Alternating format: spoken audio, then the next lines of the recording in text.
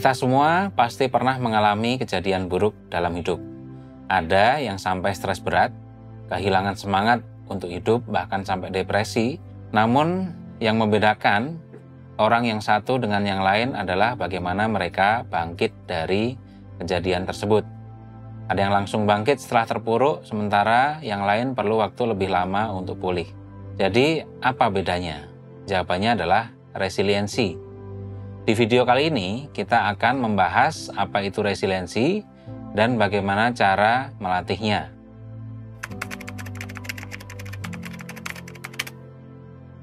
Untuk mengatasi dan pulih dari kegagalan dalam hidup, sederhananya, di saat seseorang bisa tetap tenang menghadapi kegagalan, maka orang itu punya yang namanya resiliensi. Selain itu, orang tersebut juga mampu menggunakan kekuatannya untuk bangkit lagi menghadapi berbagai tantangan dalam hidupnya. Nah, apakah orang yang punya resiliensi nggak pernah kecewa atau nggak pernah mengalami kesulitan? Nggak gitu juga. Seseorang yang punya kemampuan resiliensi juga bisa mengalami kesulitan dan stres. Namun mereka mampu mengelola emosinya dan mereka tidak membiarkan emosi itu menghalangi langkah-langkah mereka untuk bangkit dan mengelola emosi tersebut dengan lebih positif. Resiliensi dapat membantu kita beradaptasi dengan tantangan. Ada beberapa tipe resiliensi yang mempengaruhi kemampuan kita dalam mengatasi masalah. Salah satunya adalah mental resilient. Apa itu? Mental resilient adalah kemampuan secara mental untuk menghadapi tantangan dan tekanan dalam hidup. Lalu bagaimana caranya meningkatkan kemampuan resiliensi itu? Pertama, cobalah untuk dekat dengan orang-orang yang memberikan atau menularkan hal-hal yang positif. Kenapa? Bukan berarti pilih-pilih teman, tetapi ketika kamu menghadapi masalah atau stres, orang-orang tersebut bisa memberikan dukungan agar kamu tetap bertahan. Kedua, berusahalah untuk lebih proaktif, bukan berarti kepo, tetapi lebih aktif untuk mencari tahu hal-hal apa yang harus dilakukan saat menghadapi masalah. Misalnya, membuat perencanaan hidup agar ketika kita mengalami masalah atau masalah itu muncul lagi, kita sudah memiliki cara-cara untuk mengatasinya. Ketiga, cobalah untuk mengelola stres dengan baik. Mengelola stres adalah cara yang efektif, karena saat stres orang cenderung mengabaikan kebutuhan pentingnya mereka seperti makan, tidur, atau olahraga. Cara mengelola stres yang baik antara lain adalah misalnya dengan kamu bisa cerita atau curhat dengan orang yang kamu percaya. Kemudian bisa juga dengan melakukan hobi atau aktivitas yang kamu sukai.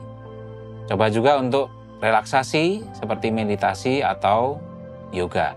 Ada seorang peneliti dan psikolog dari Amerika bernama Dr. Lucy Hone yang memberikan 3 strategi yang bisa kamu gunakan untuk menghadapi kesulitan dan menjadi lebih tangguh lagi.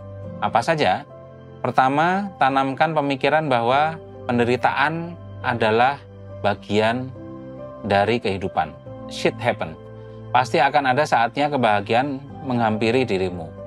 Dengan menanamkan pikiran ini, kamu bisa mengurangi pikiran, kenapa ya? Harus aku yang mengalami kesulitan ini.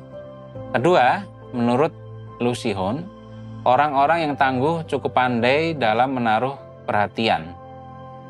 Memilih-milih perhatiannya. Artinya, mereka akan fokus pada hal-hal yang bisa mereka kontrol. Lalu bagaimana dengan hal-hal yang tidak bisa mereka kontrol? Mereka akan cenderung menerima hal-hal tersebut. Ketiga, tanyakan pada dirimu sendiri, apakah yang kamu lakukan itu baik atau enggak bagi dirimu. Cara berpikir dan tindakanmu ini cenderung merugikan atau membantu dirimu dalam melewati kesulitan. Kenapa perlu menanyakan hal ini?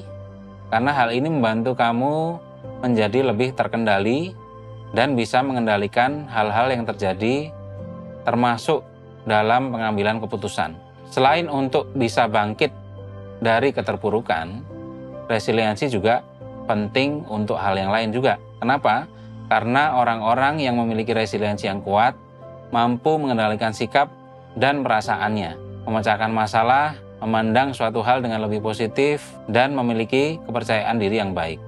Meskipun kamu membutuhkan waktu untuk bangkit lagi dari peristiwa traumatis dan kehilangan, percayalah bahwa situasi tersebut tidak akan selamanya terjadi dalam hidupmu. Situasi tersebut juga dapat membaik dalam satu waktu, tapi kamu harus mengusahakannya. Nah, kira-kira kalian ada yang punya cerita tentang resiliensi atau tidak? Tuliskan dalam kolom komentar ya.